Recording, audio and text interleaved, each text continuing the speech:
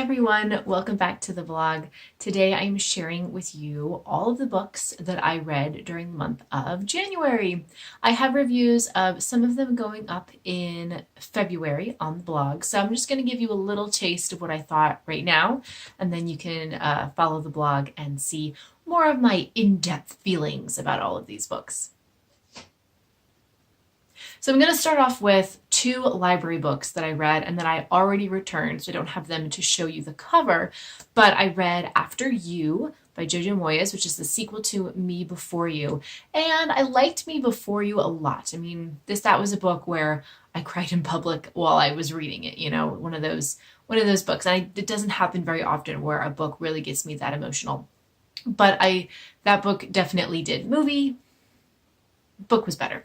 But when I finished the book, I wasn't like, oh, I have to know what happens next. It was just, oh, it ended, and I was happy with that ending, and my imagination could do the rest. And my imagination thought Louisa Clark was going to live her life, and yay, everything was happy. But I guess that's not really how it works in real life, because now there's a sequel, and it extends her story. There's actually a third book too, but we'll just talk about After You right now. It extends her story. She's back in England working a dead-end job. She's in an accident. There's a bit of a romance there, and I did like that she started attending some grief counseling sessions to kind of work through the loss of, you know, this great love of her life. However, I mean, it was a good read. Did I think it was totally necessary? No, but I read it just because I'd read the first book and I kind of wanted to see what was going on in the second book. Apparently a bunch of fans told the author that they wanted to find out more of the story, and then I guess they also wanted more, or the publisher wanted more, because now there's a third book. So I'll probably read the third book eventually, but I'm not like, it's not number one on my list. So the second library book that I read was The Third Wife by Lisa Jewell. Never read any of her books before. Wow, that was really, really good. Definitely kept me guessing, a nice kind of like mystery thriller. And it wasn't really what I was expecting. There's a woman dies. They don't know if it was a murder, suicide, what have you. And then 2 years later, this mysterious woman shows up and starts, you know, getting into people's lives, and you start uncovering a story of what really happened, and is this woman involved? Who's involved? It was very, very interesting. I think it would make a good book club read too. So I had another library book. This is called The Adults, and it's by, I want to make sure I get her last name right, Caroline Hulse, I believe it is. Hulse or Hulse, I'm not sure. She's from England. Wow, this book is more recent, and I think I read about it in a magazine or something, and I thought it sounded good. It's a husband and his girlfriend, or a man and his girlfriend, the ex-wife and her boyfriend, and then the daughter of the ex-husband and wife. They all go on holiday together. So you're like, that's kind of not a good idea, right? But they're all going to act like adults, right? It's when they all get together and kind of like their own paranoias just sort of take over their brains, and then the daughter has this imaginary rabbit friend that says some not so nice things about people. It was really good. I probably give this 5 stars. I couldn't stop reading it. The chapters are very short, so it's very easy to get through them. I was actually dreaming about this book. That's how engrossed I became in the story, so I would definitely recommend this one.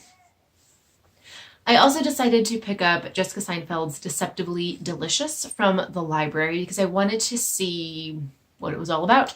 My daughter is kind of getting into that picky eater phase, and I thought maybe there was like a hidden way to get those fruits and veggies in there for her. The librarian, when I checked this out, he's like, it was an okay book. There's a lot of prep work that you have to do. And that's kind of true. There's a lot of stuff that you would have to buy in advance. You have to have all of these vegetables and fruits pureed. The recipes sound interesting. I'll probably just go through and maybe write down the recipes that I think we could make. It's kind of difficult taking just a general cookbook and trying to make it dairy-free and gluten-free for my family's needs, but I like the idea behind this book, so I'm kind of, you know, I did read the whole thing. I really did. I read the intro, I read all the background information about nutrition, and I went through all of the recipes just to see what kind of recipes were in there. So I just need to go back through and pick the recipes we want to do and see how it works, and hopefully Hopefully either my blender, which I think broke when I was making like a yucca empanada several years ago. Hopefully that works, or my magic bullet blender will work. I was also able to get a new Book Look Bloggers book to review. This is Decoding Your Dreams by Jennifer LeClaire. And it kind of talks, well, it takes a Christian interpretation of dreams in terms of what God might be saying to you in your dreams. As you can see, I bookmarked a lot of pages. Most of it was just kind of notes so that I could go back, and as I was writing up the review for this, which will be on the blog in a few weeks, I could just have something to kind of look back on easily and see the notes that I wanted to address in my review. As I was writing the review, I didn't realize how much I kind of didn't like the book, and maybe that's because it didn't deliver what I thought it was going to, and there were certain parts that talked about specific dreams that you might be having and what they might mean, and I was like, what? So, I love dream interpretation. I used to have a dream dictionary. I don't know why I don't have it anymore. I guess I just got rid of it or donated it. But I love that idea of thinking that there is something about the dreams and something that the dreams are telling us, and maybe there is a message from God in there. I guess I just didn't really like the way it was all laid out in this book.